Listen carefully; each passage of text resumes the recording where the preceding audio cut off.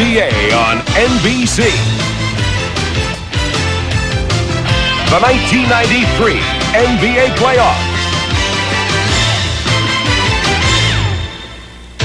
Today, it's the Chicago Bulls versus the Cleveland Cavaliers. Beautiful spring day and the lilacs in bloom outside the Richfield Coliseum. But for the fortunes of the Cavaliers, not quite as bright and glorious thus far in this playoff series with the Bulls. Chicago. We're only down by one at halftime of game one. Game two, thoroughly flogged by Chicago's defense and offense, and they return home, hoping this home crowd will help spur them to victory in game three. An obvious point for them if they are to continue with any hopes in this series. Hello, everyone. I'm Dick Enberg, along with Quinn Buckner, and the big story, of course, is Michael Jordan. Jordan aggravating that right wrist injury in game two. As you know by now, he will play. Well, he not only will play, the question has to be, though, how effective will he be in terms of his shooting? I don't think he can shoot the ball, as you said, Dick, more than 15 feet from the basket. What happens with the rest of the team is important. Who supports him? Scottie Pippen has been known to do that, as well as Horace Grant. You see, Michael gets 31% of their points. Between Pippen and Grant, they get 31%. Of course, B.J. Armstrong will be in the mix. Michael has got to be a little more concerned about how to fit in with his team today. I don't think he can afford to try to be the star, because I think he hurts his team the way he feels today. But it does add a nice mystery and drama to this game. How well will the Bulls play with an injured superstar? Now let's go to the Cleveland Cavaliers. Their intensity has been questioned at this point. Well, I think with good reason. The first two games, I thought they were flat. There may be a number of reasons for it, but one of the things that happened to them for sure is on the defensive end. As far as Chicago was concerned, they double team at every given moment. The two players you're always concerned about is the guy with the ball, Mark Price, going off the double team. He gets doubled right there. Brad Daugherty, their other all-star, gets the ball on the block, and the double team takes him away. Michael Jordan coming up with the ball. Chicago Bulls push it up and get the finish. Michael Jordan for the fast break layup. That's how the Bulls took the Cavs out of the game. The Cavs must do a better job of releasing the pressure of the double team from both Daugherty and Mark Price. They must make themselves available to have any chance to win this game. Well, the crowd getting into it now. The Bulls, who lead all playoff teams in scoring, and yet at the same time playing the kind of defense that wins championships. And they have limited the big three of the Cavaliers. The Cavaliers, all all-stars, Daugherty, along with Mark Price and Nance, have 14 less points in the playoffs than their average on the regular season. So for Cleveland, and even in the press and the fans, it's been somewhat negative. And on that note, more bad news for Cleveland. Let's go to Hannah Storm. Dick, certainly with Mark Price running into those double teams that Quinn was referring to, one player who's considered very important for the Cavaliers as they try to beat Chicago's Brest is Terrell Brandon. He's been the backup point guard for Mark Price for 2 years, never missed a game because of injury, but unfortunately for the Cavaliers, he will not be able to play this afternoon. He sprained his left ankle in game two, and although x-rays were negative yesterday and he was trying to walk without crutches, Brandon is simply too sore to play. So the question becomes now, who will the Cavaliers' backup point guard be? Well, Craig Elo got the call when Brandon went down in game two. John Battle's also on the bench, but as he said in the paper this morning, no matter what happens, I don't think this team has any faith in me. It'll be interesting to see who gets some minutes back there. Dick? Thank you, Hannah. And the focal point of any NBA game, and especially this one, the condition of the super player, Michael Jordan. His airness, how strong will that wrist be? Every home team has won in the second round of the playoffs, and so the Cavaliers may gain some hope from that recent history. And let's take a look now at the starting lineups. And a change made by Lenny Wilkins of Cleveland as he goes with the former New York Knick Gerald Wilkins at forward. He replaces Mike Sanders.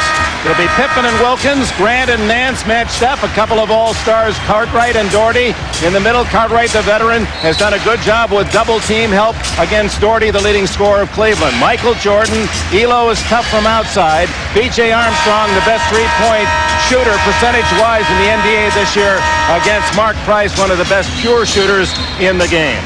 The erudite headmaster of the Chicago Bulls, Phil Jackson, 11 years in New York. He has a championship ring as a Knick, has also coached the CBA championship team, and of course the Bulls to the last 2 NBA titles. His counterpart, the second winningest coach in NBA history, second only to the immortal Arnold Red Auerbach. Lenny Wilkens has sat aside Chuck Daly along the bench in Barcelona as one of the assistants to the Dream Team in the 1992 Olympic gold medal success. Cavaliers must game against a very relaxed, confident Chicago Bulls. Well, Dick, they've got to be confident if you're the Bulls, because you played so well and just been so dominating on the defensive end. I think it's so important for Cleveland at the start to get the fans involved in the game, because once they do that, that's a little bit of the added inspiration that Cleveland has missed somewhat on the road. Officials, Daryl Gerritsen, Collins, and Forte. The other thing, the lineup change. I think Gerald Wilkins is in the lineup because he's the one guy that always plays with inspiration, and Lenny Wilkins doesn't want to take a chance of getting off to a slow start, having Wilkins on the bench. Adds a little extra toughness to this opening lineup. He is the toughest person, I think, in their lineup, on their team. Mark Price, partially blocked by Armstrong and controlled by Cartwright. Pippen ahead to Armstrong. And the Bulls score quickly. Heat off their defense. Staying up on Mark Price, forcing him to take a tough shot. Part of the problem in the first 2 games, the Cavaliers took so much time getting the ball into the offensive end because of the Chicago pressure that they weren't able to set up their pass patterns. It's the team that likes to pass. They led the league in assists. Elo, it won't drop it. Larry Nance comes out with the offensive rebound. And Nance fires. Nance has got to be active, but I tell you, the one guy I think needs to play in the game big is Brad Daugherty. He's one of the best passing big men in the game, and the double team has really taken that away from Cleveland. I saw Michael Jordan as he caught the ball. He grimaced as he caught the ball, so he's obviously in significant pain. Cartwright kind of rolling that ball through his hands before almost feeling the dice before he takes the shot, and it's 4-2.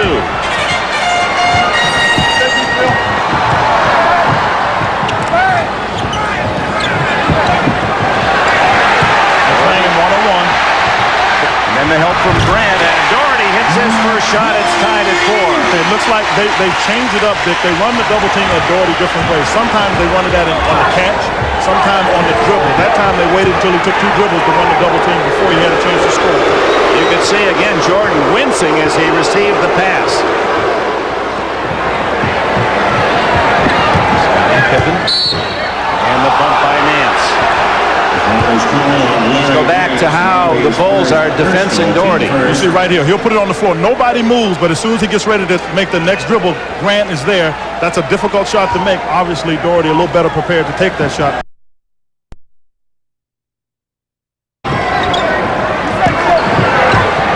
Scottie Pippen. Daugherty with a rebound.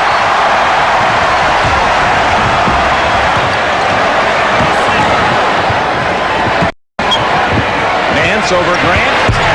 2 in a row. All right, Michael Jordan with the ball with that injured wrist. You were a defender. How would you attack? Would you be a little rougher on him? Oh, there's no question about it. If the guy's got an injury, whether it's his hand, his arm, or whatever, I'm going to attack him to find out whether or not he can be effective with it. And that's the one thing I think Cleveland's got to think about doing in some way. And if I get a chance to hit him on it to test it, I got to do that too, Dick. Every now and then you need to hit him on it. Can't treat him like the crystal glass just because he has the injury. No, he's tough enough to guard as it is. Price turns it over. Pippen on a 3-3 break. Scottie Pippen. And Chicago back in front 8-6. 4 points for Pippen. As important, I think, as the defense of Chicago has been the first 2 games, it's much more important with Michael Jordan not being as effective offensively, because you got to get some points out of your defense. Nance inside to Daugherty. And he tips in his missed shot. It's tied at 8. 4 for Daugherty. Well, this Cleveland crowd stunned by the losses in Chicago, and this is the quietest playoff crowd that we've encountered so far this year. Elo with a rebound. You wonder if they believe. There is a cautious optimism, I think, with the Cleveland crowd. That'll help. Elo with a 3. Big part missing from the Cavaliers has been their 3-point shooting.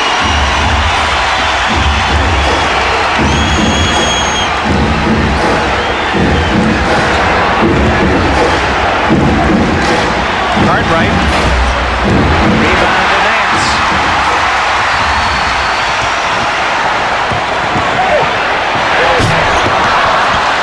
That's a good shot. You'd wonder why you throw Brad Doherty the ball out there. That's a good shot because one of the problems is the Bulls can't run out and double team him nearly as easy when he takes that little shot, and he's capable of making it. Going short as soon as he gets the ball. Michael has not taken the shot yet. 7:45 left in the first quarter. Pippen over Wilkins uses the glass. 11-10 Cleveland. And Pippen coming out aggressive offensively. Having either Elo or Wilkins on him, he's trying to take them at every opportunity. Price dishes off the Nance. Good play. Basket is good. Nance now with 6 points. Now you know why you have to double team Mark Price, because if you let him get into the teeth of your defense, he makes too many things happen. Right here, catching Larry Nance to the basket. Horace Grant getting over late. Larry Nance for the finish. Grant with a foul. What a game in Chicago 2 nights ago with 8 for 8 from the floor and 4 for 4 from the line with a man who said he's only 85% because of a sprained ankle. Well, it's funny. Injuries can affect you a couple ways. You can either baby yourself or come out and play. I contend most of the time people come and they forget about a little bit of the game and they just play because their injury has been a problem for them. Bulls down by 4 on this trip. Cartwright having troubles and Wilkins knocks it away. A 3 from the right. Oh. They got Michael Jordan for a foul underneath. Pushing Elo out of the way. You know Mark Price is going to come take the shot, but you see Elo's got inside position, and Michael tries to push him. So he gets a little bit of a foul right there. Michael Jordan had started off the court because he thought there was a timeout that had been called. Cleveland leads by 4. Nearly 5 minutes gone in this game 3. And down goes Elo. And another Bulls foul. This time on B.J. Armstrong, trying to fight his way through a screen. But I'm seeing a little different spirit. Watch the pick. The pick moved. See, that pick moved. And the official never caught the move, and B.J. just ran through it. But I got to say for Cleveland, you got to give them the question spirit is a lot better in this game than it was in the first 2. On the out-of-bounds line. Elo as he braced to make his move, touched out of bounds. 6:52 left in the opening period. Welcome back. The talk in Cleveland. Where's the inspiration? Where's the leadership? So we asked Craig Elo in that clubhouse, is there a player who will take charge, be vocal? It's a little out of character. We don't really have a vocal leader. Most of our guys lead by example on the court. But someone is definitely going to have to step up because, you know, our backs are on the wall right now. And we're going to have somebody step up vocally. Brad can do it if he wants to. And hopefully he will. Brad Doherty, but it's not his character to be loud, is it? I got to tell you, I got a little bit of a problem when you say somebody's got to do it. It's a little bit like playing in a game and there's a loose ball and you're saying somebody's got to get it. If it's got to be done, step up and do it. Don't wait on somebody else to do it. So I think that's a little bit of what Cleveland is bound with. They have non-vocal leaders, but there's nobody that's being active and taking the role. Somebody to get in the face of your own teammates and say, hey, grab him by his shirt. We got to do it here. Yeah, this is our only choice. 14-12 as Pippen slams in his 8th point.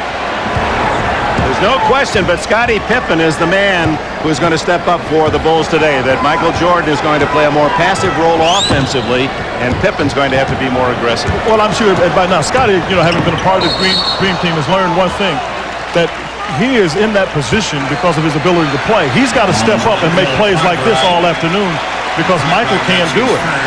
You see him right there, just get by Elo, and Brad Doherty couldn't get over because he was occupied with Bill Cartwright, who just put a body on him. But Scottie needs to be the one to pick it up on the offensive end. Cartwright with his foul, and that's 4 now team fouls on the Bulls here in the first quarter. Only 1 called against Cleveland. 6 minutes remaining. Opening period, and the hometown Cavs lead by 2.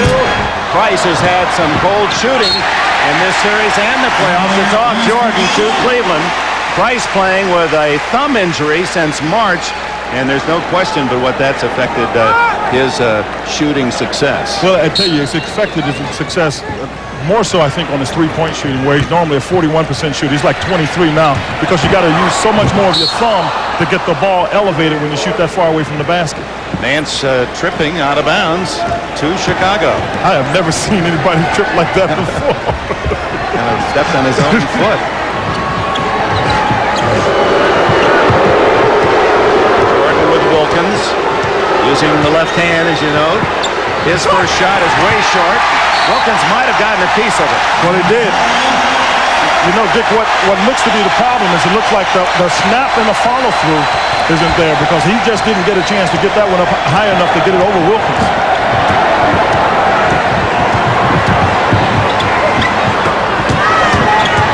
Give and go to Doherty. Well done.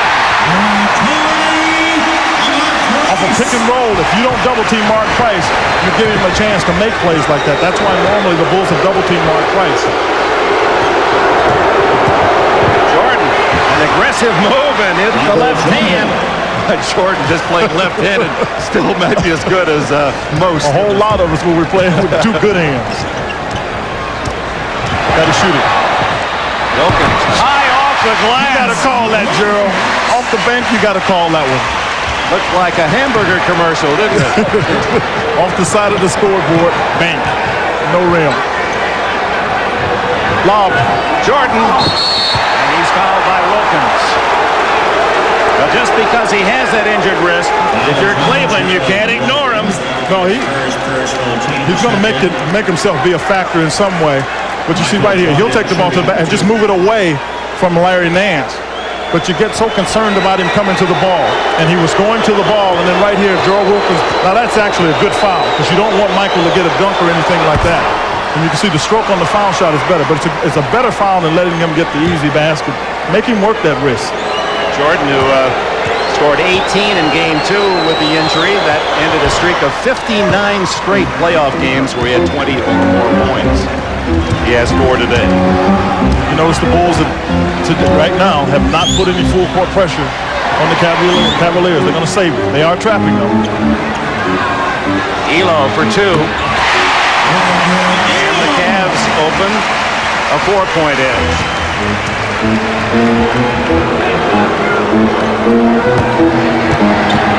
Graham knocked away by Wilkins. Jordan picks up the loose ball and way over the top. Still making adjustments with the hand, Dick. And Jordan rebounding. No lack of aggression there. Pippen throws it away, but Elo can't control. Well, you know, when you've got a sore hand, the problem is he doesn't snap. See, his hand really doesn't snap down on that shot. And that's when it tends to loft. If you don't, in your rotation, if you don't snap down to it to control it, it'll just loft. And that's what happened on Michael's shot. Wilkins, who was acquired as a free agent, the ex-Knick, to defend Jordan, strands for his points. And it's a 2-point game.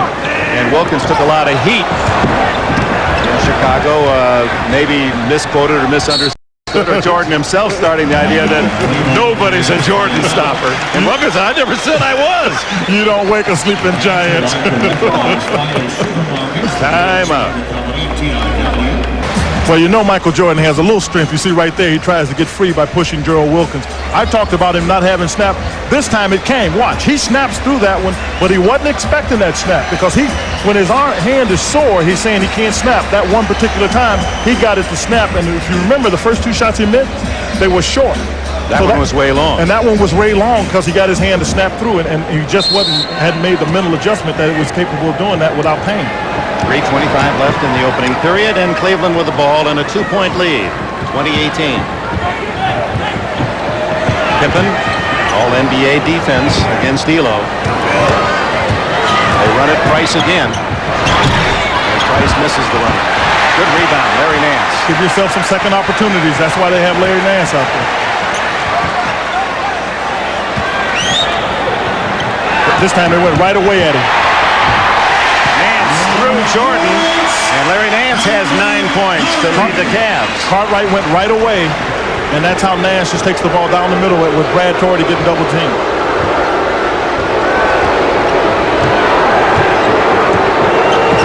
And watching Cleveland play defense, they are much more aggressive on cuts now. When the Bulls make cuts, they're putting a shoulder in or body or just keeping people from making unstructured cuts. Nance got the deflection.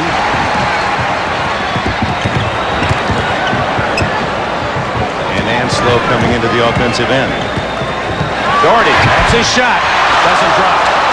But he was in close. He's in position, and they got the ball to him. And if you get it to him quickly and he can make the quick turn, there's no chance for the defense to double team.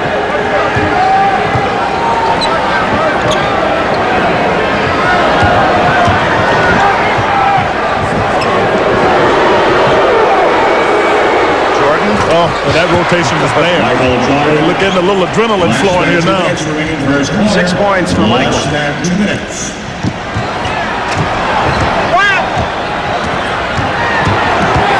Wilkins working hard, finally to Price. Elo for three. How did that not go? Nance with 4 rebounds. This is Pippen, and it's a 4-1 Chicago break. Michael. Oh, misses the slam. Well, he missed the slam because Craig Elo took his foot from him. And Doherty scores at the other end. 8 points for him. Watch Jordan now. He's upset. A little taste of their own medicine, a double team and throw the ball away.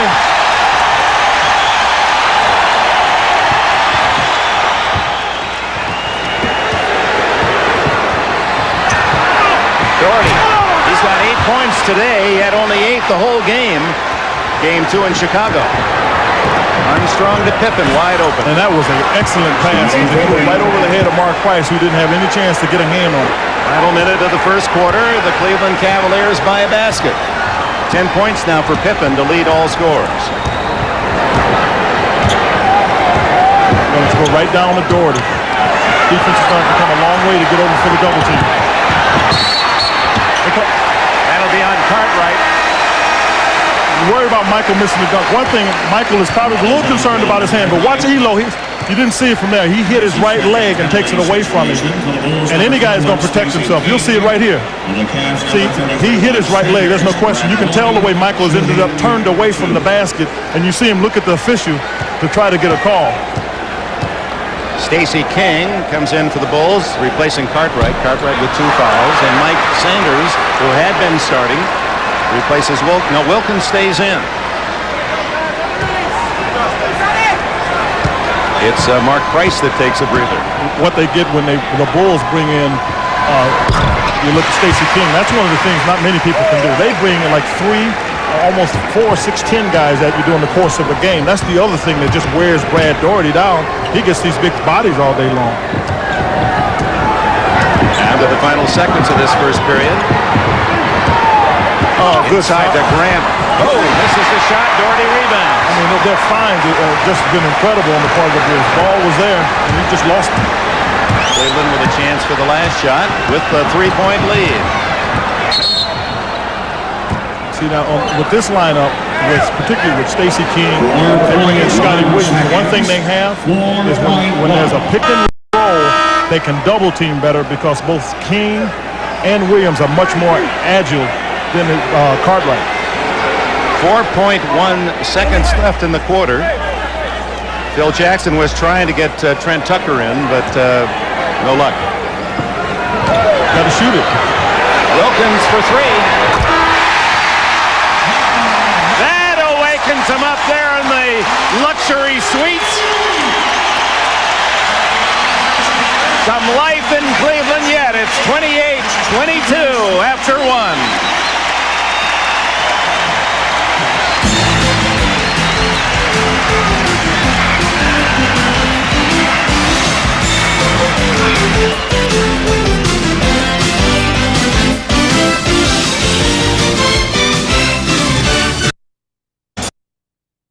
He was 16 for 58 regular season outside the line, and that one dead center at the buzzer.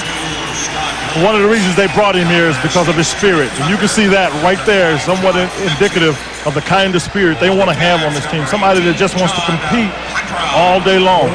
That'll please brother Dominique watching in Atlanta. Said he's going to come to Cleveland and cheer for you. He said, well, he came to New York to cheer for me. So I don't think he's going to make it to Cleveland. 28-22 as we open the second quarter. Dick Enberg with Quinn Buckner and Hannah Storm. Scott P. Pippen left alone, and Pippen throws it. 12 points for Pippen. This lineup, because Terrell Brandon is not playing, even though they play Craig Elo, this lineup takes a long time to get the ball down court, up court. Scotty Williams makes the block. Michael Jordan is on the bench. Trent Tucker in. Scott Williams. Pippen! I mean, from the three-point line, I could see nobody was getting over there to cut him off. His eyes look like one of those drag racing lights. You know, it was green, green, green, green, Christmas tree, and it just lit up. Or red, red, red, red, green, I guess is what it was.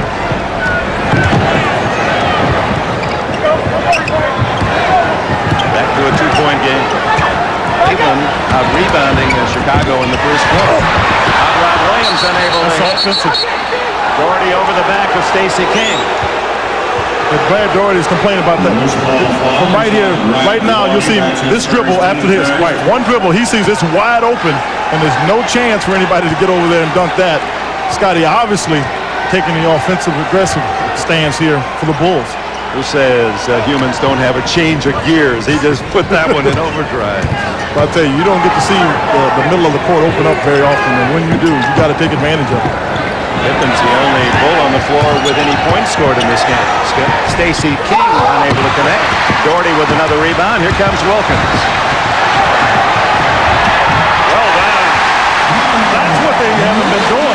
You got to attack the basket, and Gerald Wilkins has been attacking it as well as the entire Cavs for the most part in terms of rebounding. You got to win this. Nobody's going to give you a championship.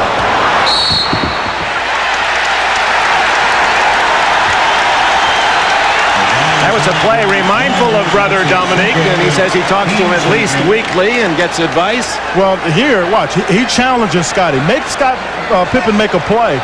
And you see Scotty takes the reach for it. And Gerald Wilkins, who's probably the most apt player on this team to get in somebody's face. You know, in New York, you know, you got Charles Oakley, you got Patrick that would do that. And so if anything, that's where Wilkins would learn to be that kind of aggressive personality. Pippen looking for his 15th point. Doherty picked up the foul, his second.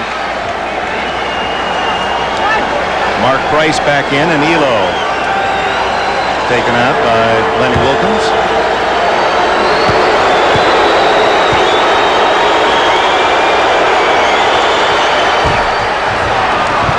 (30-27) Cleveland. 10 minutes to go in the half. Price to Mike Sanders. Wilkins unable to bat home the rebound. Here come the red shirts. Somebody better find Scottie Pippen.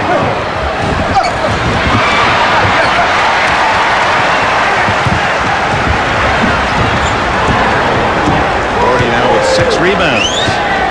Brad, who led Cleveland with 10 plus on the season. Wilkins for 3. Pippen.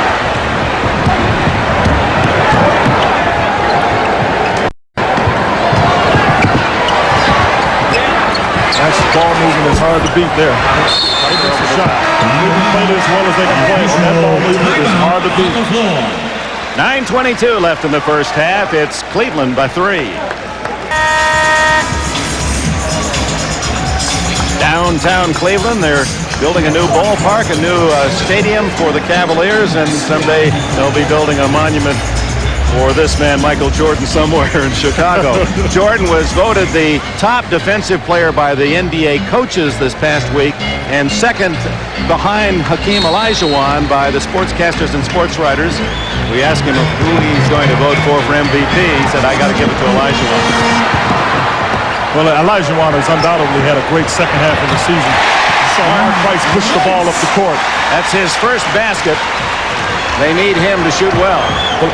One of the reasons they can get him to shoot well is just have him push the ball up the court like that. And as long as Chicago doesn't double team, that's what made the guy an all-star. So the question becomes, is Chicago not double teaming because they want to save it until they need it? And I think that's what they're doing.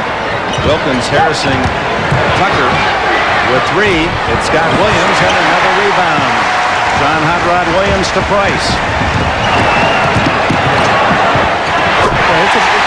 a little more of an attitude with Price. You got to give him some credit, too. Mark Price had a big all-star game in Salt Lake and won the long-distance shootout. Tucker lines one in there, his first point. You know, one of the things that I had wondered, we asked Lenny Wilkins about, was whether or not going 5 games with New Jersey kind of zapped this team a little bit of their energy when they played the Chicago Bulls. And he admitted that it had definitely done it in the first game and thought to some degree it did in the second game. And by the way they're playing, it looks as though they've got a little bit of that back being here at home. Wilkins taking it inside and draws the foul. Again, best passing big man in the game, bar none, is Brad Daugherty. You've got to take advantage of it, and the way you do it is what Gerald Wilkins did. When the guy gets the ball, you've got to move because Brad Daugherty can get the ball to you. Scott Williams with the foul is first. Wilkins looking for his 8th point.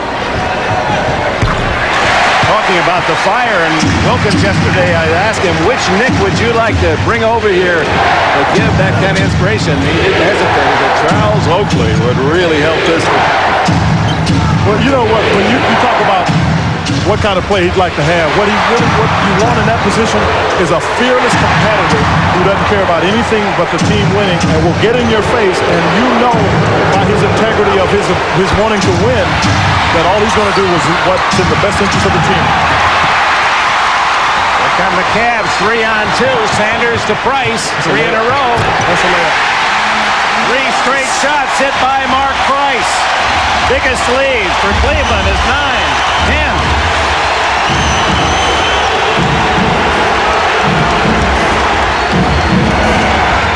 That's not a shot Paxson can make. King with a push-off. That's not a shot Paxson can make. He's a guy that has to catch the ball to shoot it. When he's trying to beat you off the dribble, that's just not what he does. When you talk about being aggressive, you see right now, what are the numbers? What do I have in front of me? Michael Jordan trying to cover 2 players. Mark Price is not the guy you want to leave open. Knocks down the jumper. Mark Price inspiring his teammates and this crowd. 3 in a row for the All-Star and former Georgia Tech star. And it's a 10-point Cleveland lead. Welcome back. Cavaliers by 10. And following up on your remark, Quinn, Coach Lenny Wilkins had this to say about the impact of the 5-game Jersey series. Since towards the end of the season, we haven't played as consistently as I would like us to play. I don't know why. We're not, I don't see the fire that I saw a year ago, not on a consistent basis. And when you're in playoffs, you have to be consistent. Wilkins, as we talked to him yesterday, looked as if he just heard from the executioner. He was not a happy coach at all and concerned that somewhere he would find that fire and intensity in his team and seemed frustrated by the fact that, hey, I can't do everything. Someone's going to have to step up in the locker room. Well, and I understand that frustration somewhat. Some people would say the coach needs to make that happen. I just think it's got to happen from somebody on the team. I tend to think that those things are better received when they come from the player, but at times coaches have to be able to try to create that energy as well. And in Lenny's case, he felt he'd given the team all they had, and through the course of the season, they just hadn't been as consistent, and for that reason, he didn't know it, why they didn't have it. I still contend, going through New Jersey, they didn't think that New Jersey was going to take them to 5 games, and it took a lot out of them to have to play that 5th game, because by the time you get to a 5th game, a team like New Jersey had all 3 of its best players playing well. Mark Price getting 3 in a row in this quarter to spark the Cavs to their 10-point lead. And this time out, the Bulls are much more aggressive. Nance. That's a great catch. Great catch. And catch as Nance out-caught 3 Bulls for it. 12 points the lead, the biggest enjoyed by Cleveland.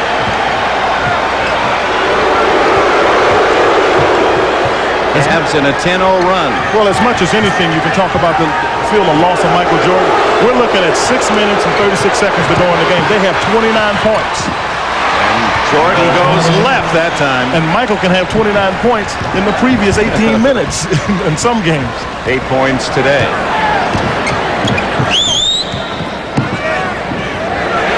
Three-pointer for Elo.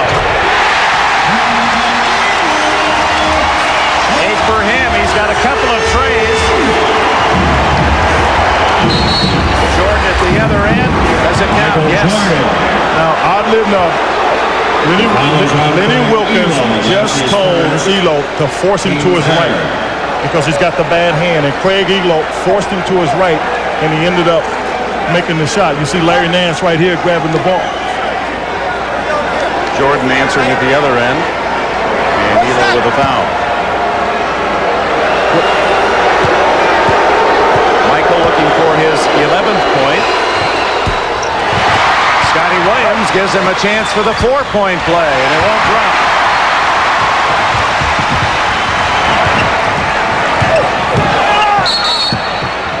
That's aggressive play on the part of Mark Price. He forced that play. You got to force the officials to make calls at some point, and that's what Mark Price did. Now, he'll take a little head and shoulder fake, and he'll go, now watch.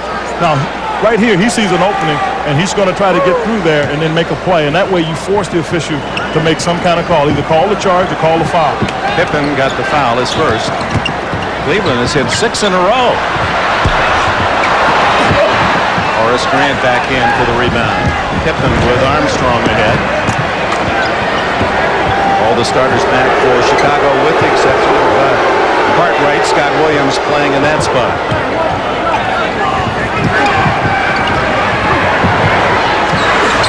B.J. Armstrong. What B.J. Armstrong is starting to do now is jump up on Mark Price after makes, because, again, trying to keep the ball out of his hand.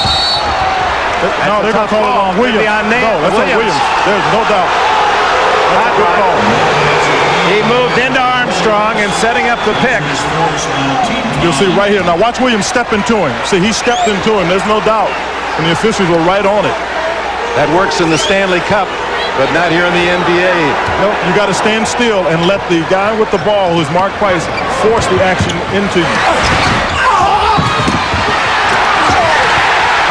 Williams with a terrific block.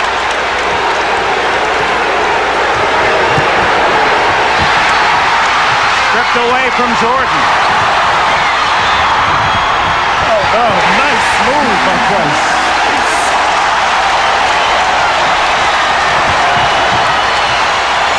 Armstrong at the other end. 6 points for B.J. Sanders. Oh, too late. 2-on-1, and no one will catch Pippen. Anyone get down the court with less steps than Scottie Pippen?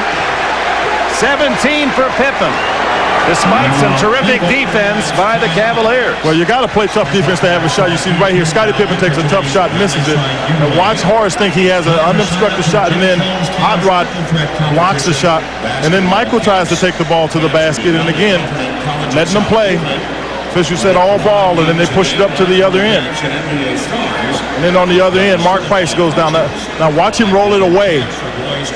That's great body control to be able to roll it away and get it in the basket by Mark Price. On the Prudential Halftime Report, we'll bring you playoff reports on the other conference semifinals. The Spurs bounced back against the Suns earlier today. We'll get highlights and have some reaction. We'll check in on those weary Knicks and Hornets coming off an overtime game on Wednesday in New York and a double overtime game last night in Charlotte. Plus, a report on the Sonics and Rockets. Game 3 tonight in Houston, Seattle leading 2-0. We'll get to all that at halftime, but right now, we head back to Richfield and rejoin Dick Enberg and Quinn Buckner. Dick? All right, Bob. Well, that sagacious star at Syracuse, Derek Coleman, said if Cleveland can't keep Chicago off the boards, they have no chance. And the Bulls now lead by 1 in the rebounding statistics. And it was the same thing. It was an advantage for Chicago in both games 1 and game 2 in the rebounding situation. So obviously Derek is on to something, but that's typical in playoff play because shots are so hard to get that you've got to get the rebound so you get extra possessions, extra opportunities to shoot. Cleveland with its starting unit on the floor. Pippen runs at Doherty, and that frees up Nance. Out of bounds. And they were going to get the shot off anyway. Good defense by the Bulls, and the Bulls with 3 players, 3 starters in the top 10 based on the voting for the All-NBA defensive team. Horace Grant making the second team at forward, while both Pippen and Jordan on the first team again this year. And that is by no means a coincidence as to why they're the NBA champions, because that's the number 1 thing you've got to do, is you've got to defend. Jordan against Wilkins. That's his second. I don't know how Gerald can not be happy with that because Michael makes a pretty good move.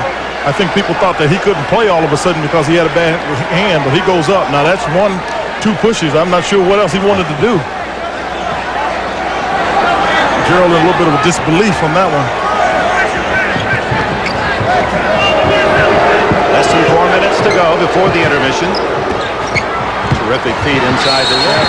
Can't get it off. That's Larry Nance standing under there. Scott Williams need to take that one up. Nance, the supreme shot blocker, in fact, the all-time shot blocker among forwards in NBA history since they've been recording that stat. Nearly 2,000 in his career. Gets up quickly. That's what makes him such an effective shot blocker, in addition to his timing. Ran out on Wilkins. Cavs by 7.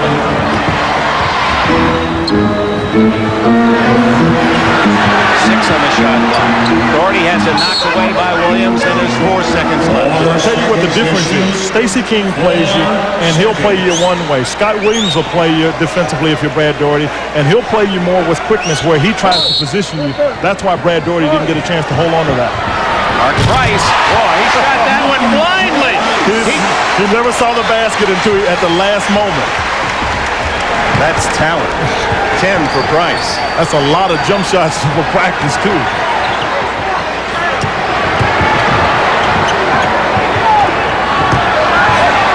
Williams over Doherty. A couple of North Carolina graduates. 3 minutes to go, and it's batted away by quick hands of Scottie Pippen. 17 seconds. 3 minutes exactly left in the half. A desperation game for Cleveland. Especially after the poor play in Chicago. Highly criticized in the Cleveland press and by the fans.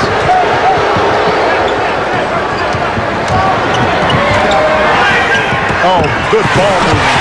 Pippen would get home. Williams follows. Good ball movement, great defensive play. Staying after. Cavaliers' biggest lead in this half, a dozen. They're up by 7 now. You know what they haven't been able to do, though? Sustain the crowd. Basket is good, and the Chicago foul on Scott Williams. And Price has come to life in this second quarter. He is much more aggressive, taking the ball to the basket. The jump shot he's made forces BJ to come out, and then you see Scott Williams get there late, never establishing position. And even a little motion from Mark Price. He started cold, 0 for the first 3, and he's made his last 6 straight. Well, I'm sure like Mark Price, like anybody else, at some point when people keep saying that this team has been labeled hairdressers, powder puff, marshmallows, at some point you step up and you bend your back and say, I'm not taking this anymore. Horace Grant. Shot that he was making in Chicago. DJ tries to check Price, who takes the 3. And now the breakout by Chicago, 4-on-2. Pippen all the way, and blocked by Nance. And Michael Jordan complaining to Joe Forte that they didn't call a foul on Cleveland at midcourt. It might have been a foul in a lot of the circumstances. You get in the playoffs. Again, you got to earn it. Now, they call this here, but I'm not so sure that some of that was not a little bit of a function of what you're saying. There was a lot of contact early that the officials let go. Second on Larry Nance. Sends Pippen to the stripe where he's 1 for 2 today. That's his 18th point to lead all scorers. His high this regular season was 39 for the 3-time All-Star. You see his point totals in the playoffs and this series down from the season average, but he's having a big half today, 19. Interestingly enough, on that break, Michael Jordan was out in front on the wing, and normally Scottie might have considered passing the ball, but because of Michael's hand, Scottie took it to the basket. That's how he got the foul. Pippen with a rebound. He's played well at both ends. That's no surprise. That's his 5th rebound. Price with a steal. And he's tied up. He got a timeout. That's a smart play. He went down on the ground after everybody thought there was a potential foul. There was no call. Timeout. Oh, he'll try to make a play, and all of a sudden, Scottie, he tries to do too much here. He wanted to throw the pass back. Mark Price never left his man, and then Mark tries to push it up. Scott Williams get position. So there's no foul call. And as soon as Mark Price realizes there's none to be called, he gets a timeout to keep away from the potential jump ball. Coach's son, in fact, his dad, Denny, has coached the collegiate and the pro level, was an assistant with the Phoenix Suns, and was beckoned to Cleveland by Mark to say, help me out. He's the shooting doctor, his dad. Help me out with my shooting. I know I'm in a little bit of a slump. No, certainly not in this second period. Right tomorrow, the excitement of the NBA playoffs continues here on NBC. We've got another doubleheader for you, New York and Charlotte. How about that game last night? The Knicks and the Hornets into overtime, and that Bumblebee, that little Bumblebee, how can you not love him, huh? Muggsy Bogues, I'm telling you, this guy's got a heart, and he plays. I mean, Alonzo plays with that same kind of strength, but the game before, Muggsy wasn't making those shots. He wasn't taking them, and then he finally started taking them and making them, and that's how they win the game. Well, Patrick Ewing might question your affection for Bogues. You'll see them matched up again tomorrow, and then Game 4, Phoenix and San Antonio's the Spurs and the Admiral back in the thick after an impressive win today against Sir Charles. That's your lineup tomorrow beginning at 12:30 Eastern Time. Another exciting basketball doubleheader on NBC. 20,000 plus the Richfield Coliseum capacity. They had 15 sellouts this year, their best ever. And they have one more year in this 20-year-old building before they move downtown in 1994.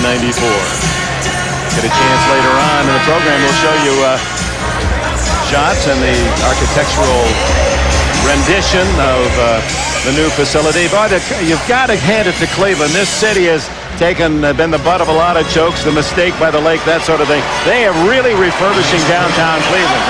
It's going to be exciting to be a Cleveland sports fan in the next couple of years. They're rebuilding, and sports will be a big part of it in the inner city. Well, they really have rebuilt it. They have a beautiful mall downtown and a hotel, and there'll be a lot of people start attending the games here. You know, I want to talk about the energy. I'm really surprised that these fans haven't been on their feet the entire game. You know, that's what you come when your team gets beat the way that the Cavs got beat in Chicago. That's what you would hope to get. And the Cavaliers, despite that, have still played very well here in the first half.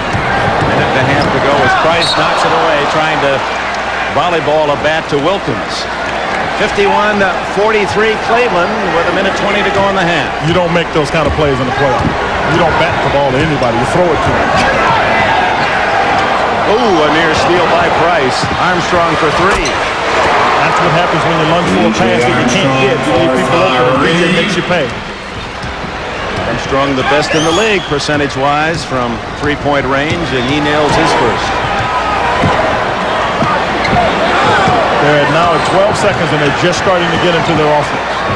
Ants with 8. Against Grant.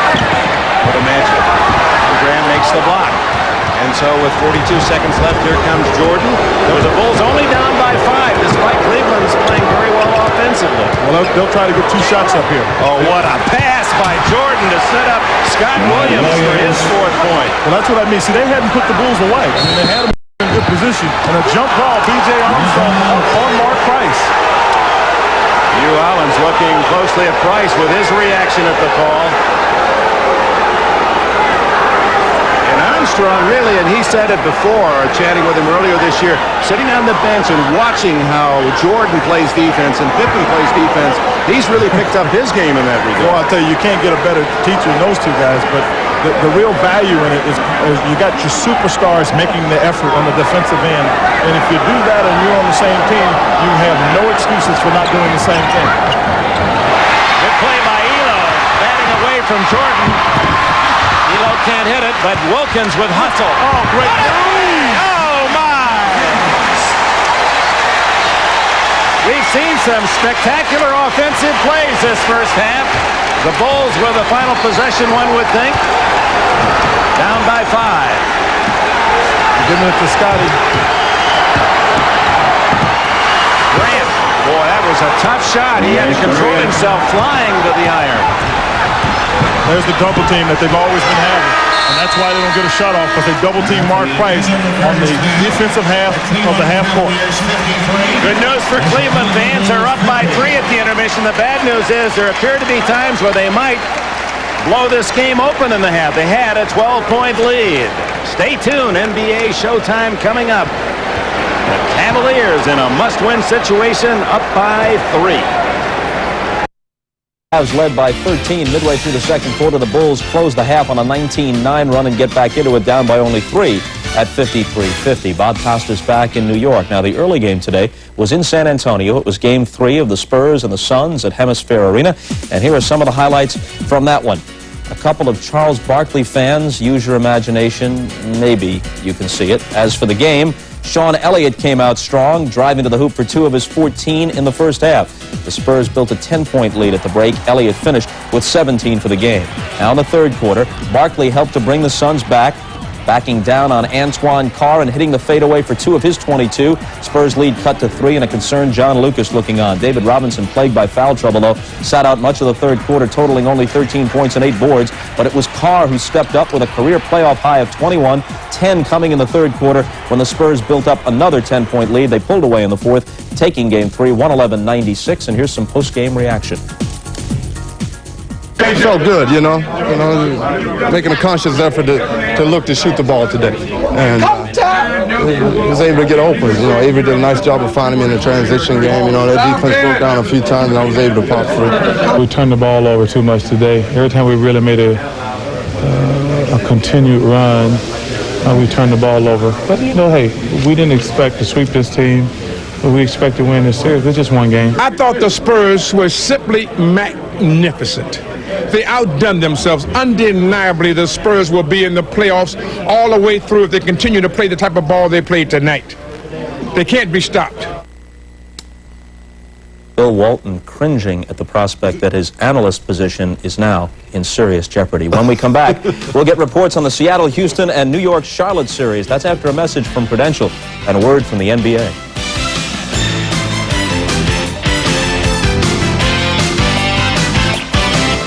Okay, the one series we haven't mentioned so far is the Western Conference semifinal between Houston and Seattle. The Sonics won the first 2 in Seattle. Tonight, Game 3 is at the Summit. With a report, here's Gail Gardner. Gail. Both the Sonics and Rockets went through walkthroughs earlier today, and some could say that except for Olajuwon, the Rockets walked through the first 2 games of this series. The biggest difference has been the play of the Sonics bench, as they've outscored the Rockets 53-23. We come off the bench with very experienced, solid defenders and explosive offensive players. And I think their bench is very good too. But I think the big difference is their bench is inexperienced. My goal is to come in there and get the team going offensively, and that's what I do. And the guys look for me. They make sure I get the ball when I'm in there because I'm playing maybe 21 minutes, and that's all I need. I can get up 15 shots in 21 minutes so easy. We have to be the Houston Rockets that won 58 games this year, and that's a team that lives off of its defense, feeds off its defense, and a team that has a lot of guys coming in off the bench, contributing, and play with aggression. The Rockets are aiming to get Otis Thorpe more involved in the action, and despite the success of Olajuwon, he has been hindered by a painful bruise in his hip. For tonight, they have specially designed a smaller, heavier pad that they hope will reduce the level of that pain. Let's go back to Bob in New York. All right, Gail, that's the story from Houston. Meanwhile, in the Knicks-Charlotte series, the last 2 games have gone to overtime, and it took 2 extra periods last night before the Hornets finally prevailed. Game 4 is tomorrow afternoon on NBC, and with a report, we send things off to Dan Hicks. Thanks, Bob. The Charlotte Hornets are the youngest team still left in the playoffs, and after last night's classic double overtime win over the Knicks, Charlotte may just have found itself a new secret weapon. We got the youth on our side, got young, fresh legs, and those guys got experience. And as this series goes along, guys gonna get tired, legs gonna get heavy, and hopefully their legs get a little heavy and they get a little tired more so than our guys. Fatigue is a big part of the game. They're just getting as much as we are too. Both teams in the overtime could barely. The only reason that both teams were like up and down the court is that the ball leaned over. As they were leaning over, that took them down the floor. And it was 2 teams that gave everything they had to give. Everything. I don't think we're tired. I don't think we can be tired. We are in too great of condition. I tell you what, it was a double overtime game, and it was a very emotional game, and I think physically, mentally, the guys were tired in this one game. We won't be tired Sunday. I can guarantee you that. We'll be ready. Well, Doc is determined, but he's also hurting. Those back spasms he's been experiencing caused both of his legs to cramp up last night, and he missed some playing time as a result. As for Charlotte, guard Johnny Newman suffered a sprained right knee, and his starting status won't be determined until right before the game on Sunday. That's it from Charlotte. Let's send it back to Bob Costas in New York. Dan, thanks a lot. Now to the game in progress. Cleveland, as we said, up by 3, 53-50 after leading by as many as 13 in the second quarter. Mark Price with 15 points, all of them coming in that second period. Now, Michael Jordan at 4 of 9 shot a couple of air balls with the bad wrist. But the good news on the other side, Scottie Pippen, who has been hampered by the sore ankle from time to time late in the season, looking pretty frisky out there with 19 points and 6 boards in the half. Championship teams like the Bulls on the road want to be tied at the half. The Bulls are basically right there. Cleveland played very well in the first half, keyed by their defense, though, and Chicago's inability after Pippen's early run to get anything going offensively. But when push comes to shove down the stretch here, if Chicago's close, their defense still causes huge problems for Cleveland because Cleveland doesn't have that one guy who can break down individually a defense like Chicago's, with the exception of Mark Price, but he's not playing that well. I think we're talking about an element of desperation here. It's like Charles Barkley said in the previous game, you know, they didn't have to win it. The San Antonio Spurs did, and it's the same in this series. The Cavaliers have to win it. The Bulls don't have to win it. And we'll send it back to Richfield for the second half of the Cavs and Bulls.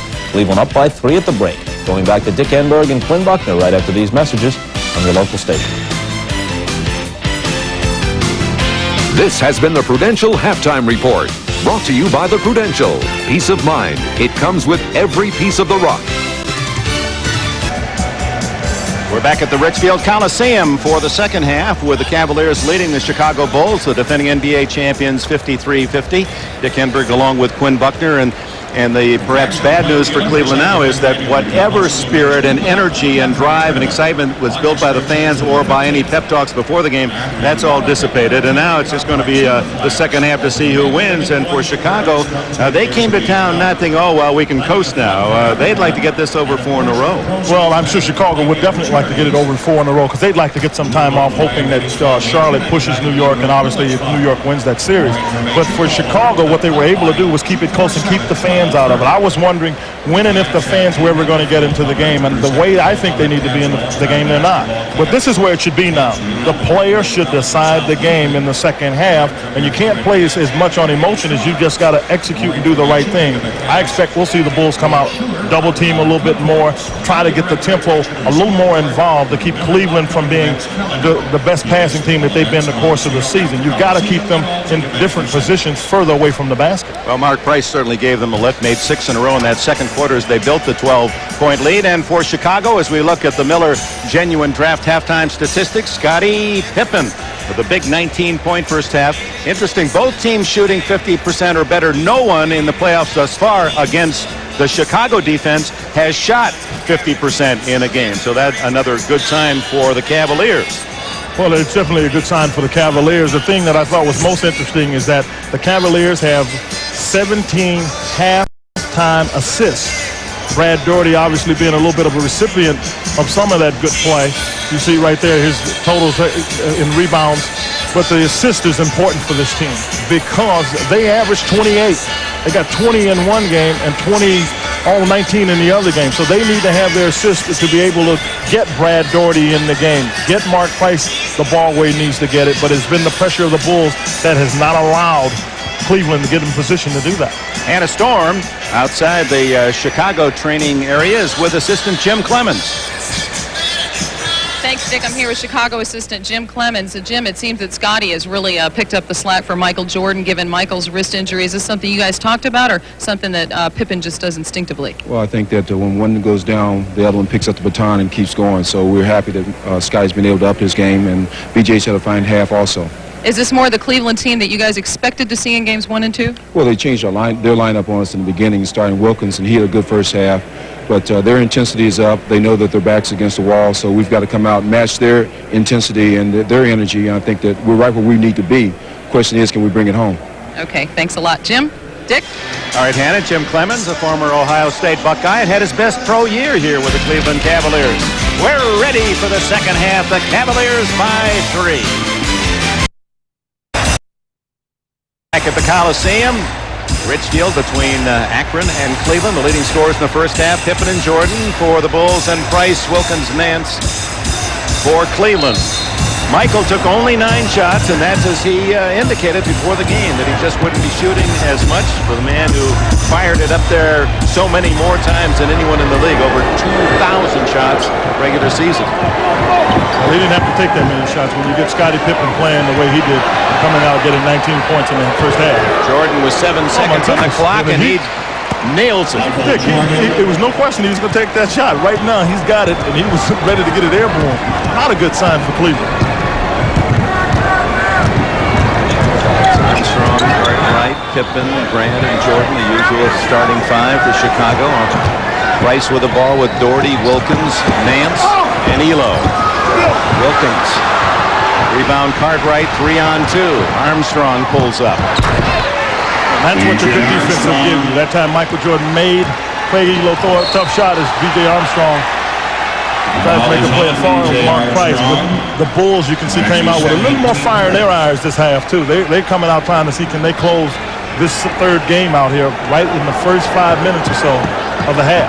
2 quick hoops by Chicago, and they have reclaimed the lead 54-53. They last led at 8-6 in the opening quarter. Elo. Wilkins partially blocked by Grant. 2-on-1. Armstrong setting up for a 3, but Jordan, yeah, there he is. Oh, boy. You don't want to make him happen. 2 3-on-1 now for Cleveland. Wilkins. And Cartwright challenged. That's that no layup playoff rule. That's the rule. That's his 3rd foul. But the rule is very simple. You come into that land of the Giants, I'm going to protect my home. Price wisely gives the ball up early to let Wilkins make the play. But there's no question right there. Bill Cartwright just being sure that Gerald Wilkins doesn't get the ball in the basket. Veteran from the University of San Francisco. Big, giant baseball fan is Cartwright. That's why he wears 24. Willie Mays, his and so many others. Hero. I tell you what, I don't think Bill Cartwright gets nearly enough credit for the defense he plays. He's as good a sound post defensive player that's in the game. He's not going to block a lot of shots. He's going to take up space. He's going to cover you defensively from the backside. When you think you beat, Bill Cartwright's telling you, I got you, forcing baseline, I got your help. That's invaluable when you're trying to win championships. Gerald Wilkins after his 14th point to give Cleveland the lead. 55-54.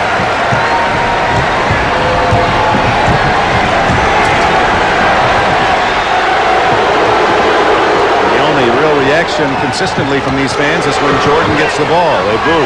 Gotta get out there. He's feeling it. You can see it. When he took that first shot, it looked like Michael Jordan had never had an injury.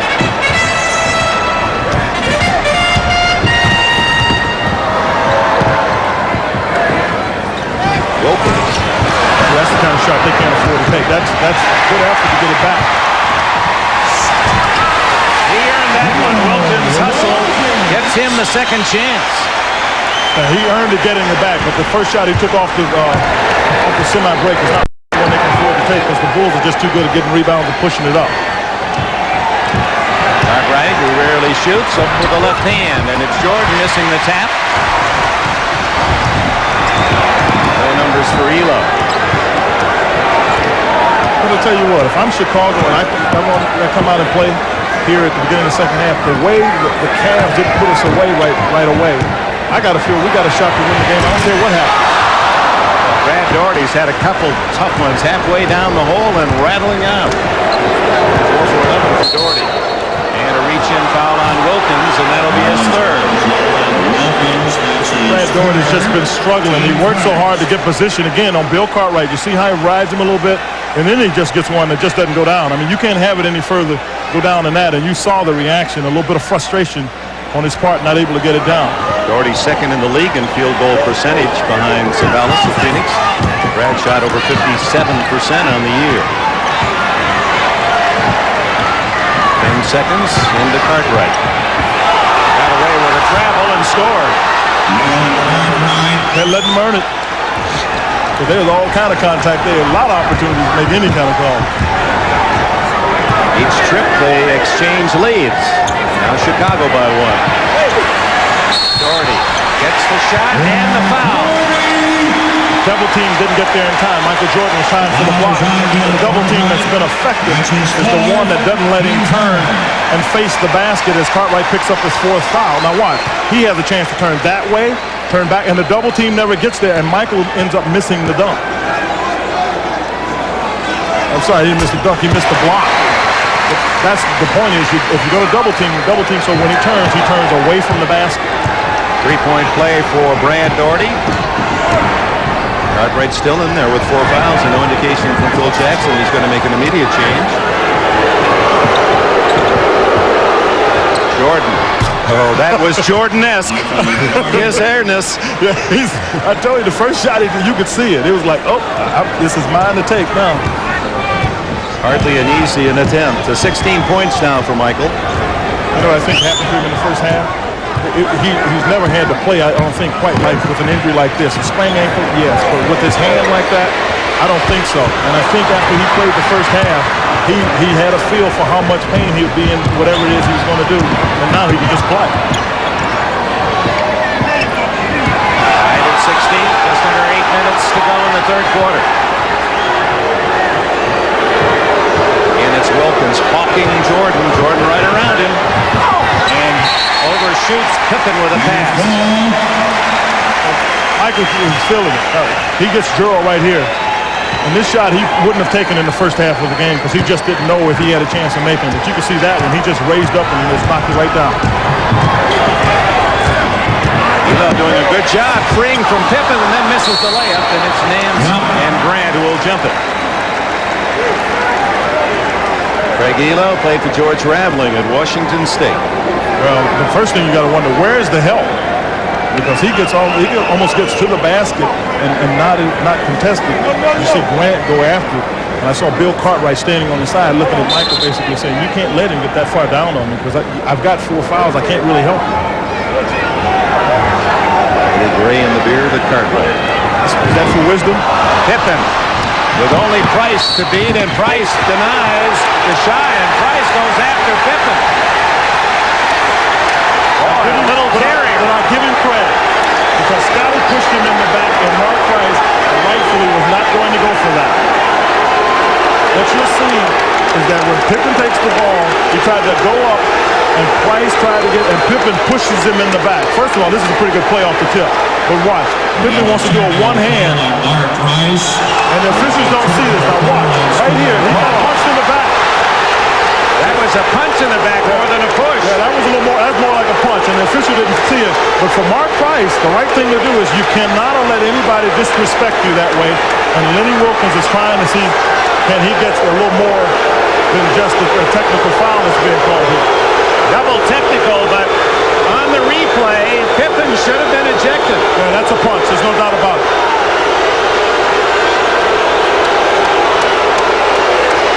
Well, that has sparked the crowd, and Price not backing off and did a good job defensively denying Pippen. But Price did the right thing. You don't let it, again, protect the basket. Well, it may not have been a double technical. It is. It's you don't shoot it when you have double technical. That's why he gets his 2 shots from here. Missed the shot on the foul by Price on the breakaway. 21 for Pippen, and more importantly for Chicago, fortunate that he's still in the game. Washington Spurs, team second.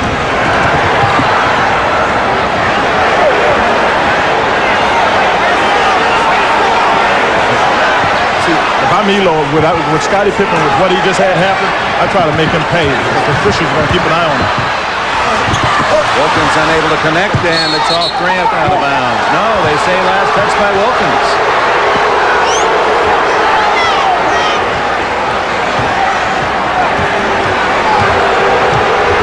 Now here's where Cleveland has to keep their composure.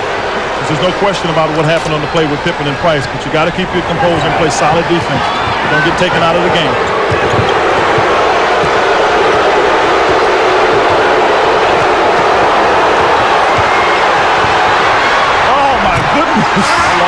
stay up there. Here come the Cavs down by 2. 6.5 to go in the third quarter. Turned up the temperature here in Richfield. They brought a little more fire out. Grant Doherty ties it with his 14th point. Now the fans have two people to boo. Scottie Pippen and Michael Jordan when they touch the ball. Jordan is 3 for 3 in the second half.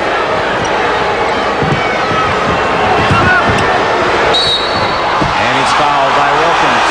That'll be number 4 on Gerald Wilkins. And with that, a timeout. Here's the play again. Watch Pippen's right hand after the foul by Price to deny the layup, and Pippen, well, his hand was open, but that could have been interpreted as a punch. However, Pippen stays, so does Price. Well, on the play, the question that was raised is whether or not Scottie Pippen punched him. And as you'll see right here, Mark Price just tries to keep Scottie from getting to the basket. Now, right after this, what you'll see, what's hard to see, is his hands are open. You can see his fingertips there. There's no question that his fingers are open, and the effort is to make sure two things. One, it is to protect himself. The other is to let Mark Price know he thought that foul was too hard. But the officials make a very good call and should be credited because they saw that that was just an aggressive push, not meant to hurt somebody as a punch would do. Well, we're quick on television, aren't we, with the replays to show the officials' mistakes because often they're critical to the flow of the game. We don't point out the fact that under difficult circumstances, they more often than not, 99% of the time, they're right on the play as they were there. That's a tough call for officials to have to make that quick, and I'm telling you, they made that one and made it right. So they get a lot of credit from me on that one. 3-on-1 off the turnover, and it's B.J. Armstrong. Little trouble handling the pass. Jordan waits for Cartwright to come down. Got to take him. No look pass to Grant. You got to take him. Michael is standing out there with Larry Nance. There's no way he can guard him, so a double team has to come and left Grant open for the dunk. Horace Grant with 6 points. 4 assists now for Jordan. Go with his 16 points.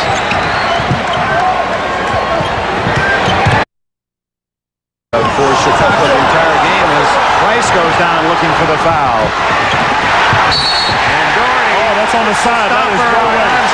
No way. There was never an attempt to block the ball. And it is a flagrant foul.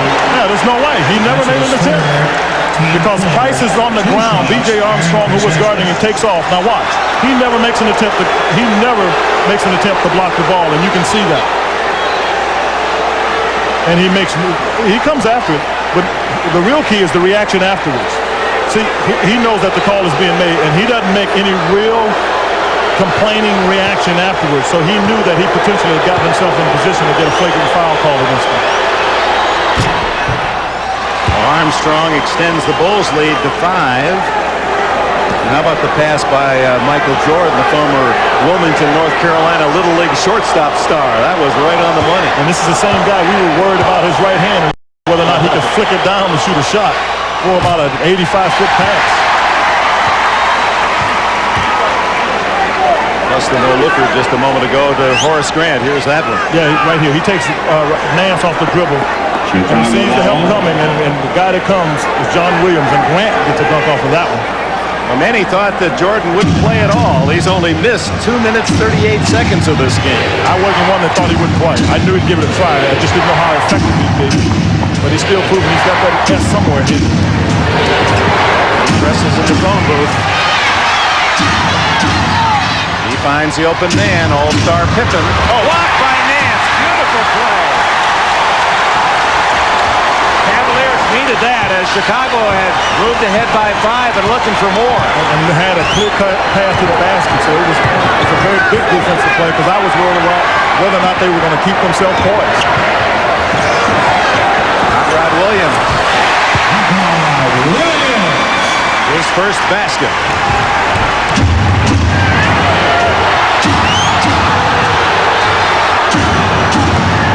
Nothing wrong with Jordan's legs. Uh-oh. he's taking Craig Elo on and leaving a little conversation with him, too. 10 points for Jordan in the quarter after 10 the first half. Price for three. Oh, yeah. That pulls the Cavs within two.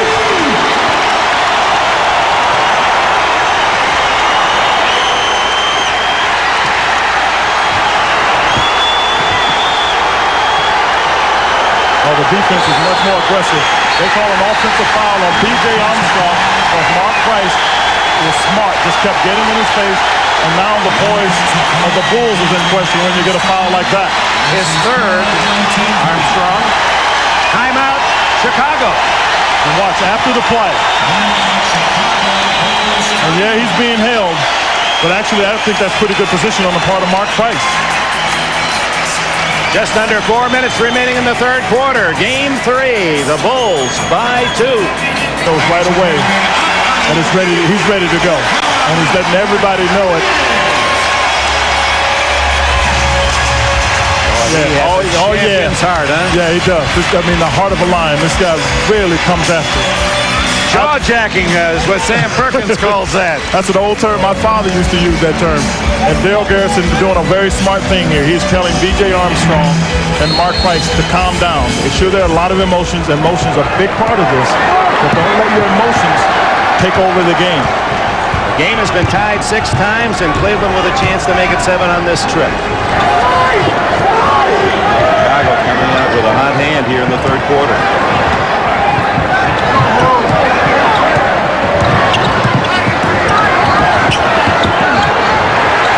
With 1 second on the shot clock. And it is tied at 69 with 3.5 to go in the third. Better job by Price staying away from the double team. When he sees it coming, he won't go into it. He's managing to stay away from it. Well, Jordan's tongue is like a barometer, and it's sticking out more and more. And another foul. John Williams second. And that's after Price gets away from the double team. And right here, Michael is trying to get the block, but Larry Nance is one of the highest jumping guys in the league. He won't get that one. At the line is Scottie Pippen. And he can be proud of himself. He's joined Michael Jordan that they boo him and cheer loudly when he misses. I used to always like that. I used to love going into the opponent's arena and being booed. That's when you know you have arrived as a team. And in this case, as an individual, when they start disliking you so much that they boo at you.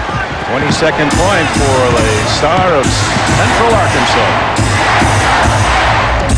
Only 3 points this half. Yeah, but the 3 points this half is primarily because Michael Jordan's picked it up on the offensive end. Good D, and Nance just does save the pass. They got 5 seconds on the shot clock. And they throw it right out of bounds. And that's what good defense will do for you. Disrupt. Very disruptive defense. And Brad Daugherty actually is playing a pretty good game. He's got 14 points, 8 rebounds, and 5 assists. So he was into it pretty good. He just tried to make a difficult pass with some tough defense.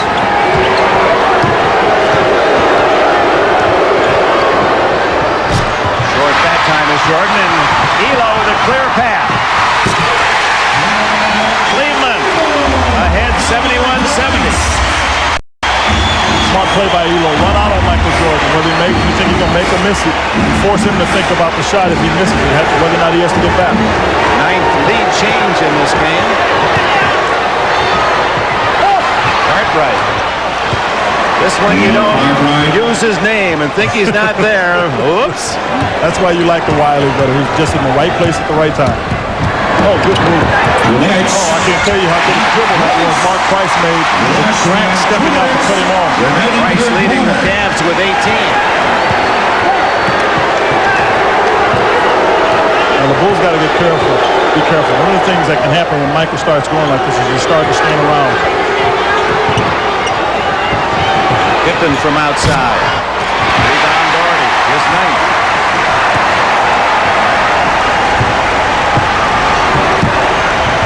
Cleveland's biggest lead, second quarter, 12. Bulls up by 5 in this third quarter. There's Pippen forcing the turnover. Jordan all the way with the left hand. He lulled him to sleep. I thought he was trying to get it to Scottie, but he lulled him to sleep and got to the left hand. You ought to make a trade for him when you're in Dallas. You could probably use it. Not there for Price, and Cartwright with good position. That's another thing you don't notice that he does well. He really moves his man away from the ball and rebounds. Yeah, he keeps Brad Doherty away from offensive rebounds. He's a solid center, and a lot of times in this game, the statistics just don't tell the importance of a player. And Cartwright is one of those players. They got 3 seconds on the shot clock, but he'll get it off. I guarantee you that. Hit the rim. But violation is called. Michael Jordan is telling Joe Forty he got hit on the arm, and I'm not so sure he didn't. So with 36.8 seconds in the quarter, and Phil Jackson over there saying, hey. Of course, as you pointed out last week, that's the place in heavy traffic to follow him on that elbow underneath. It's tougher to see. Yeah, it is. You try to get it a little bit out of the referee's vision and just give a nice little nudge on that arm. Casey King and Scott Williams in for Chicago here in the final minute of the third. Doherty. That's the basket and the foul. And that gives Cleveland the lead, 75-74. Unusual timeout. They pushed the ball up. B.J. Armstrong allowed that to happen because it was his man who set the pick on Doherty. And now Doherty finally getting the shot to go in as he struggled the entire game.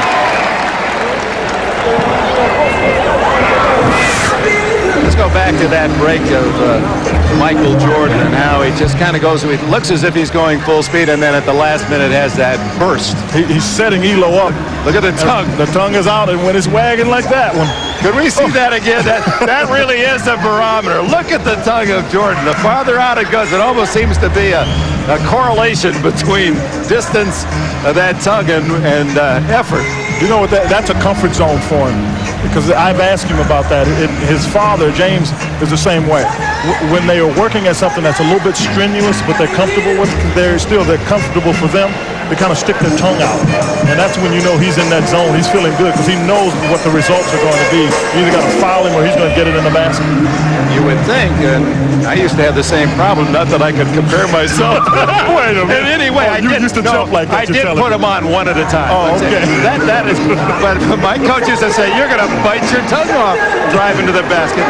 So I was a little worried about that because it threw my game off. I had to keep my mouth shut.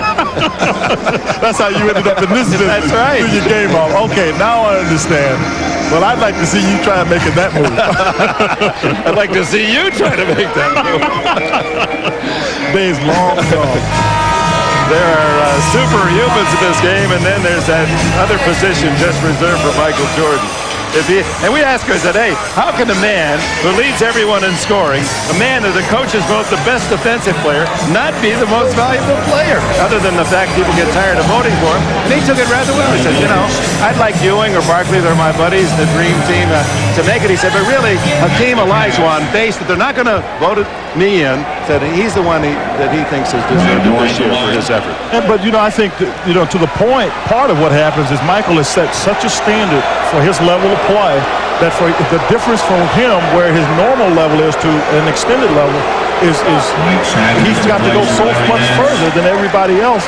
And I would also say that where you're absolutely on target is at some point you just think, is it time for somebody else to win this thing? The old 7-year itch. Doherty at the line looking for his 17th point. He had 23 in total in the first 2 games. But he's been a much more effective player for him. Because now, you know what he's really been able to do? When he's been double teamed, Doherty's done a better job of getting rid of the ball before the double team can get to him. Paxson and Armstrong in the backcourt in these final seconds looking for a possible long-range bomb. They got the shooters in the game. Armstrong takes it to the hole. And that's the end of 3. The Cleveland Cavaliers, down 2 games in the series, have a 1-point lead at the break. Michael Jordan with a big third quarter for Chicago. 12 minutes that may determine the Cavaliers' destiny in the playoffs.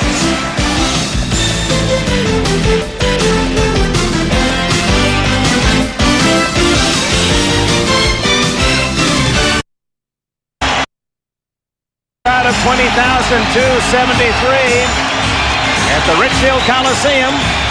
And the Cleveland Cavaliers with a 1-point lead over the defending champion Chicago Bulls. This arena has been very kind to the home team. They lost only 6 times, 35-6. That was second only to the New York Knicks' 37-4 home record. Michael Jordan on the bench. This is a chance for the Cavs to do some business as Phil Jackson has gone to his bench. Paxson stays in. Scott Williams in there and Trent Tucker. But they got 5 seconds on the shot clock. That's it. You can't keep getting baskets like that, boy. I mean, Larry Nance has to shoot a fadeaway. You got to get into your offense faster. Stacey King in there as well. So Pippen, the only starter on the floor for Chicago. John Williams, Brad Daugherty, Nance, Elo, and Price for Cleveland. With a game that can be as emotional as this one for Cleveland, one of the concerns Lenny Wilkins has to have, he's had to play his starters, you know, a majority of the time. When are they going to wear out has to be the real thought that he's thinking about. Where do I get on a break here? Pippen's path to the goal blocked well, so he dishes off. And the first points of the game for Stacey King. And he got there easy enough for Lenny Wilkins to start wondering right now, because that's normally a shot clock when you let him go under the rim. Hands to Williams. Good hustle by the Cavaliers, but King takes it away.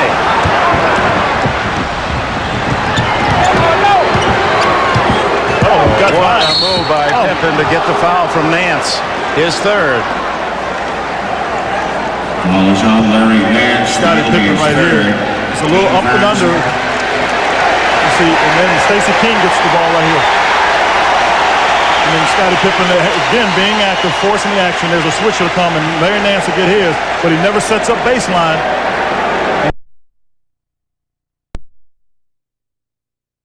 Don't appreciate the tremendous talent of this man until he's on the floor without Jordan. Well, there's no doubt about his talent. The big question mark for Scottie Pippen, and I think in this game it appears that he's starting to realize that the question mark is, will he step up and take it by himself? Because with Michael Jordan as a safety net, there are a number of players on this team that are very good. Scottie Pippen is better because of Michael Jordan. But when Michael doesn't play, Scottie's got to take the weight on the team and carry it through the course of the season. That's when you'll know exactly what his status should be in terms of greatness. 1 out of 2 for Pippen to tie the game at 77, but another chance for the Bulls. Tucker. Scott Williams. John Williams against him, not related. 8 on the shot clock. Danny Ferry into the game for the first time for Cleveland, and he gets a piece of it. 2 seconds. Cut it up. Hot rod from Mark Price, tied at 77. 10 minutes to go in the game. Nance. Oh, not a good foul by Pippen. His second. Larry Nance gets the ball pushed up, and you see Scottie tried the old elbow tap again. Nance for the three-point play and leads the Cavs with 18. Daugherty and Price with 16. Good balance for Cleveland. You say, why does Phil Jackson have Michael Jordan on the floor, on the bench? Because if you can keep the game within 5 to 7 points with him on the bench, you know he's capable. If you see one of the better scorers in Stacey King, you know Michael's capable of bringing them back if you keep it down below double digits as it gets close. But he's got to have his legs to be able to do that, so you rest him now. Well, Wilkins, while using Ferry, that's the 8th man today, and the foul will be on Scott Williams. Official timeout on the floor. You get a lot of different people coming at you offensively. You can let no one get positioned in the paint like this. Larry Nance makes that mistake. Stacey King, who prefers to go in the other direction, back to his left hand, comes to the right this time, gets it too easy. To the air, good! The game's over, and the Bulls have won. In recognition of this moment, Miller Genuine Draft will donate $1,000 to the Thurgood Marshall Scholarship Fund. We're chuckling and watching Elo fall out of bounds when Jordan went up with that leaping right hand. Elo just fell out of bounds. He didn't want to be anywhere near it. He's tried to destroy all tapes of that shot, but he's been unsuccessful. I'm going to tell you, if I'm Craig Elo, I'm about sick of seeing that shot. 80-79, Cleveland leads it. 9:19 to go in the fourth. Nance left open by Scott Williams. And the veteran has his 20th point.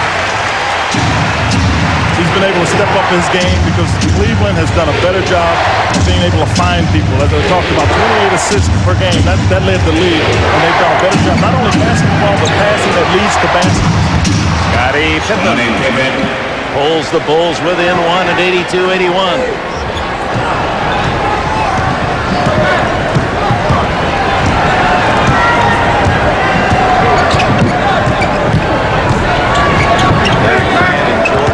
Quite the defensive unit on the floor for the Bulls. It's got John Williams forcing that shot. You know what? When he started, it wasn't a force. I'll tell you what happened. As he started to go into a shooting motion, the double team just got there before he could get a reasonable shot on it. Pippen, he's the horse.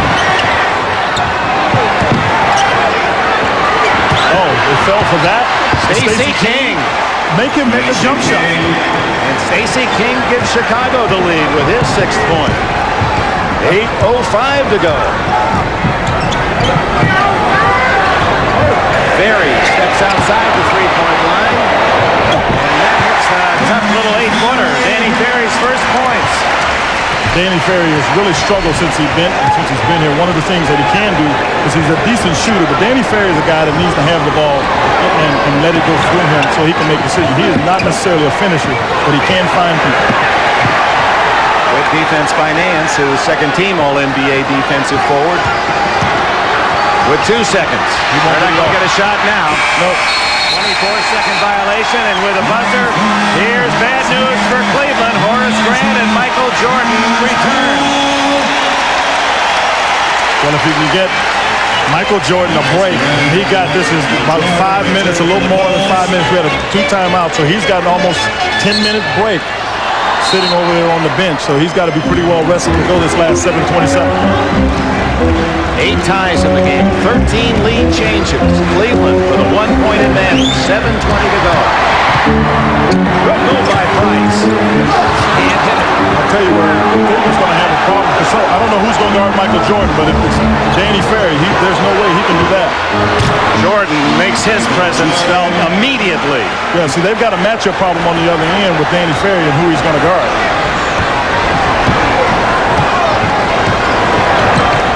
Jordan's 24th point giving the Bulls a lead. Way outside, Hot Rod. His 4th point. Lead continues to swing like a hammer. Yeah, this is playoff basketball. When you get it moving like this, they got Elo on Jordan. And to Paxson. Michael with 10. Three-pointer. Oh, just off I heard it feeling good.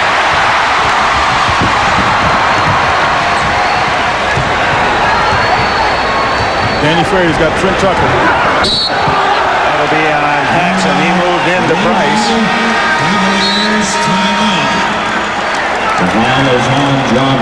Timeout. Michael Jordan getting the ball. This is the first shot he takes off the bench, and you tell everybody else, don't take a shot off the bench. It's Michael Jordan. You take any shots you feel like taking. Sir. 86-85. And there's the construction on the new basketball arena and baseball stadium. The stadium further along. It'll be open for the start of next season. 43,000 there, and that is the basketball arena.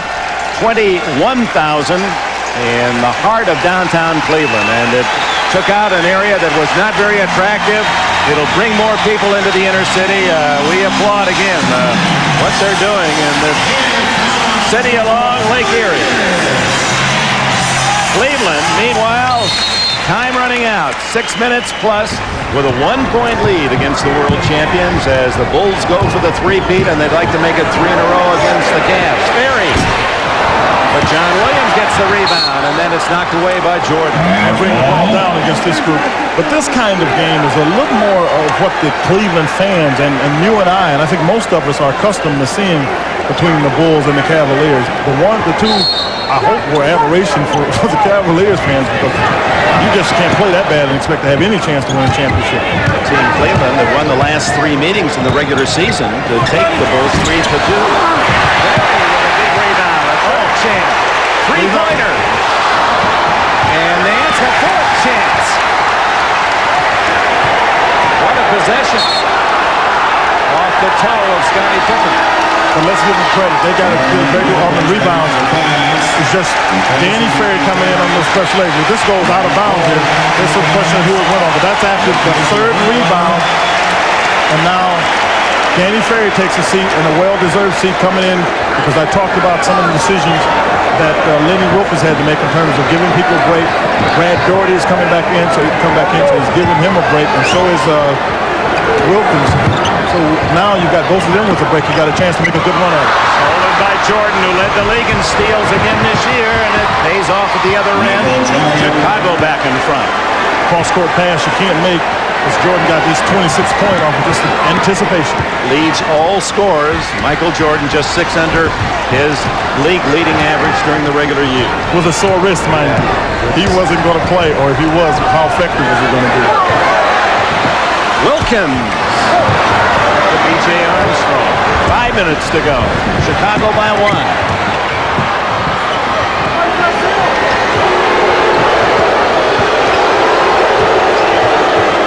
Oh, they got this all the way. They ran that so well, anticipating what was going to happen. Lenny Wilkins has got to figure out a way to slow this down. Scottie Pippen, NBA All-Star game for him today. In order to win championships, you got to do a couple things. You got to play smart. You got to get some breaks. Michael Jordan was smart on this one, anticipating the pass. Turned Mark Price around. They did. Michael Jordan, not wanting to injure the wrist, just lays the ball in. But then you've got to run your offense on the other end. They push it up, and they have a play where the forward comes up, and you see Scottie Pippen wide open. Brad Daugherty not able to get there in time. And that's just staying patient, do what you do best. Scottie Pippen, we wondered who was going to be part of the supporting cast to step up. There's no doubt about it. Scottie Pippen has been the man to get the team going in the first part of the game. And then Michael Jordan, who is the man, period, has played a very sound second half. Most of us would say great for everybody else. A typical Michael Jordan second half. Nance with a quick shot and a hit. Bulls by 1. 22 for Nance to match his number and to lead Cleveland.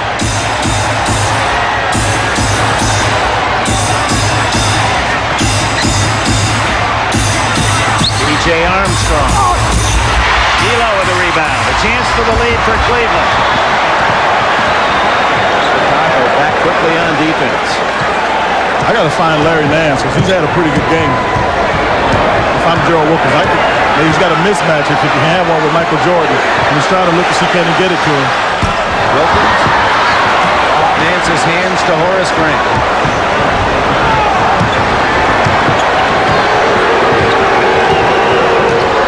Michael Jordan, who started the game using almost only his left hand on the dribble, but this second half, you'd never know that he was in a cast last night, that wrist.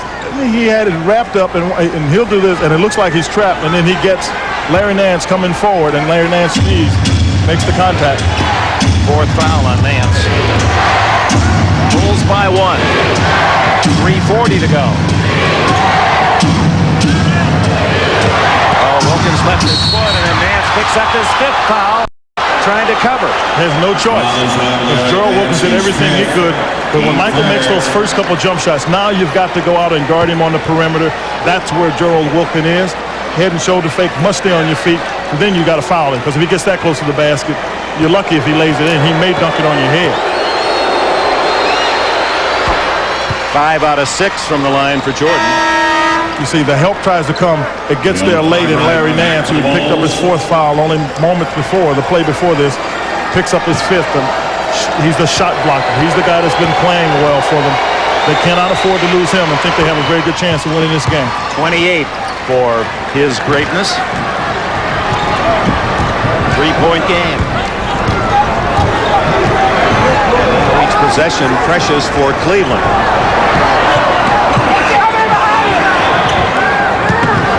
Hands from outside. That's why you got to handle it. He's the only guy making outside shots, and it stretches your defense. 24 for Nance.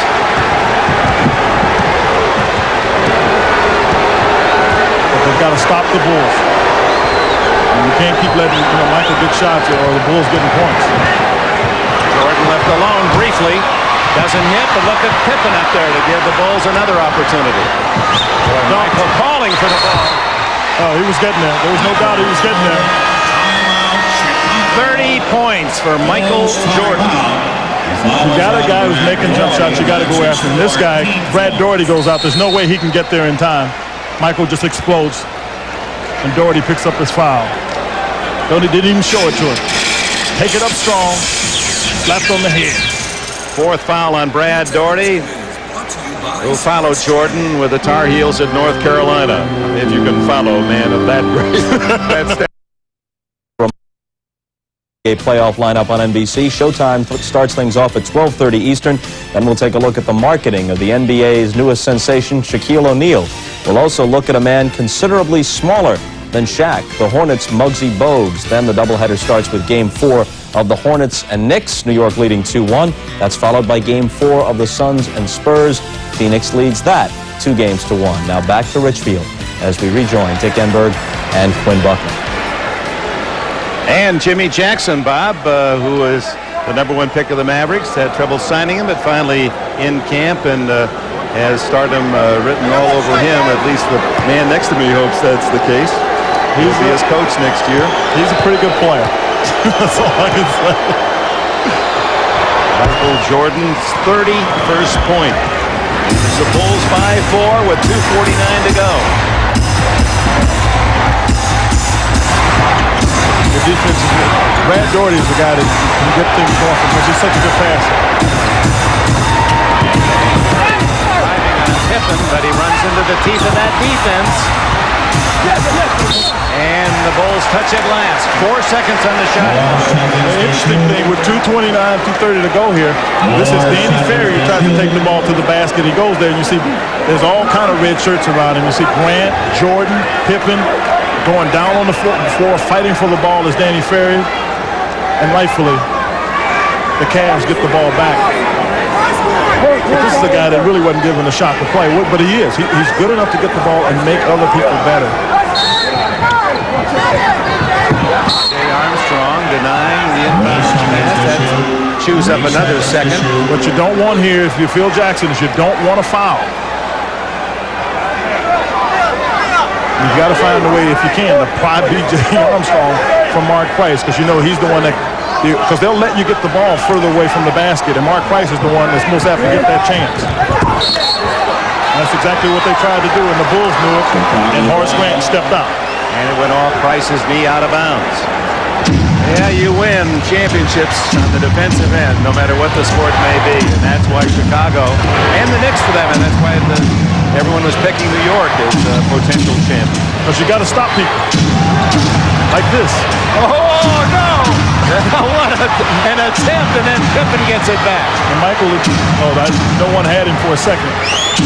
But he's calling for the ball because this is the time of the game for him. We've got 2 minutes to go. Elo, a good job defensively. 2 minutes, less than 2 minutes remaining in the fourth quarter. Blocked. Pippen with 3. You got to shoot. 2. Armstrong counts if it goes, but it's short. What do they call?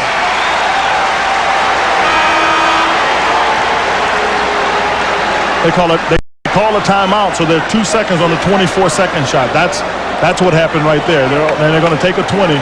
Michael tries to take it to the basket, gets by Elo, and Ferry comes over and helps. And then Michael just creates How would you shot. Describe that? I don't know. Just makes the shot. I mean, you've got to be brilliant just to get your body in that position to shoot. Most people can't even think of shots like that. Chicago, because the time clock, the 24-second clock was running down, Chicago took a timeout to try to preserve it. And now a full timeout with 1:49 left. Chicago the ball and a 4-point edge. Got to know your people. Scottie Pippen watching right there. He knows when he gets this ball, he's throwing it to Bill Cartwright. You don't want Bill Cartwright to call it to shoot the ball from there, and Scottie is calling a timeout. That is a great play on the part of Scottie Pippen, who's been solid through the game. He throws it here with 2 seconds on the shot clock, and you know you don't want Bill Cartwright to shoot it. That's when the timeout was called. 2 seconds for the Bulls to launch one. And it's Horace Grant. When you hit the rim, that's the key. Doherty with the rebound. Here come the Cavaliers, down by 4. 1:40 to go. No team has ever rallied from 0-3 in the NBA playoffs. Rod Williams, Doherty gets it back. And they let Cartwright playing one-on-one. And then Scottie goes, find Nance. Losing some time, 1:25. Price knocked away by Cartwright. And a free layup here. Pippen and Nance fouls him.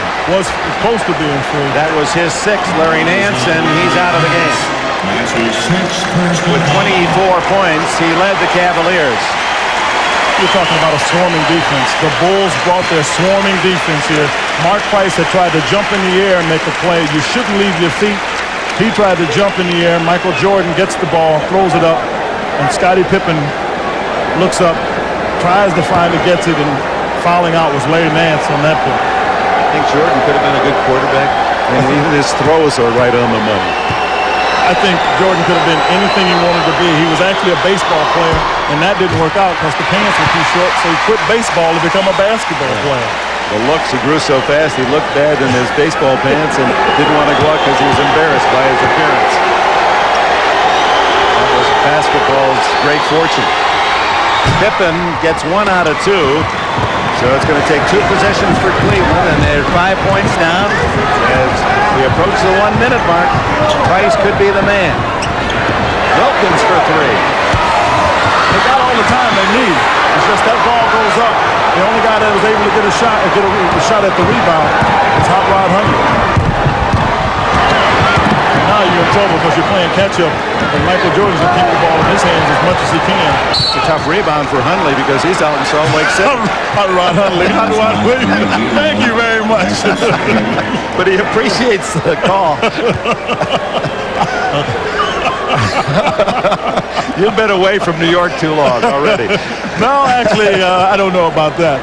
But he, reaches in and get this foul. This team, this Cleveland team, I've got to tell you, I don't think they won't win this, obviously. This team, as you see it, will probably not be together next year because you got to look at their team. Their team in Cleveland that has, you look at Larry Nance, at the front line is 34. Craig Elo is a free agent. And then Mike Saunders is 33, 34 years old. So you've got to start looking at making some moves there. And even some thoughts about Lenny Wilkins. There was rumors, you heard him today on TV censored bloopers as Hot Rod Hundley over 50 rebound the ball shot in Cleveland while he sits at home in Salt Lake City. But do watch. And then there's Empty Nest and Mad About You and Sisters are lined up on NBC tonight. Yes, you won't see him. That's good. It's a night of laughs here on NBC, and that always does any soul good. But for Cleveland, it's going to be tough to smile unless they pull off a miracle. They need 6 points to tie in the final 48 seconds. Three-point shooters that they can put on the perimeter. And against the defense, it just seems to be everything. With the guys, Scottie Pippen, Michael Jordan, and Horace Grant, they've got 3 of the best in the league at playing passing lanes, which will make it that much more difficult. And they close on you. They can be 6 feet off you and close and put pressure on your shot before you can get a good look at the basket. 31.9 seconds. This crowd has already left for home.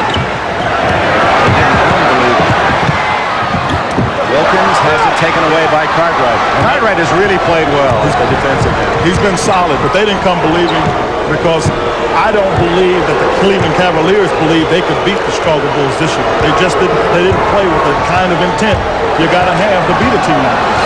A foul by Wilkins, so Michael says, okay, we'll just run out 5, 4, 3, 2, 1. Get the rebound. Why not foul the guy? That's going to be it. Chicago is the first visiting team to win in this second round of the playoffs. And the Michael Jordan-led Bulls have now won 7 in a row. 2 last year, then 3 straight against, well, make that 8 in a row, and now 3 straight against Cleveland, 96-90, in a performance that just again raises all the more the spectacular talent of Michael Jordan, who's with Hannah Storm. Michael, you certainly came out very aggressively in the third quarter. You had 12 points. How was the wrist feeling at that time? Well, it was loosened up after the first half. You know, I really couldn't get a fling on my jump shot. I was more or less pushing it. And Doc saw it, and he said, just go ahead and try to shoot it and let it fling. So I did it. It was a little pain, but you know, I started making my jump shots, which was very important. Was there a sense with the injury that you wanted to wrap this series up as quickly as possible so that you could rest the wrist? As quickly as possible, because the rest can you know, really help my wrist a lot. Even though we wrap it up on Monday, we got until next Sunday before we have to play again, so I can use the rest. Michael, so many people anticipated when you lost home court advantage that this would be a tough series for the Bulls. Did people underestimate Chicago? Well, I mean, with the way we played through the season, I can understand that, but you know, we believed in ourselves. That's all that matters. I mean, predictions are predictions. You know, actual facts is when you go out there and lay it on the basketball court and see what happens. Okay, Michael, good luck Monday night. Thanks. Rest that wrist. Dick? Jordan and the Bulls go for the three-peat. He had 32 today. The final score, Chicago 96, Cleveland 90. For Quinn Buckner and Hannah Storm, I'm Dick Enberg at the Richfield Coliseum, and this has been a presentation of the NBA on NBC.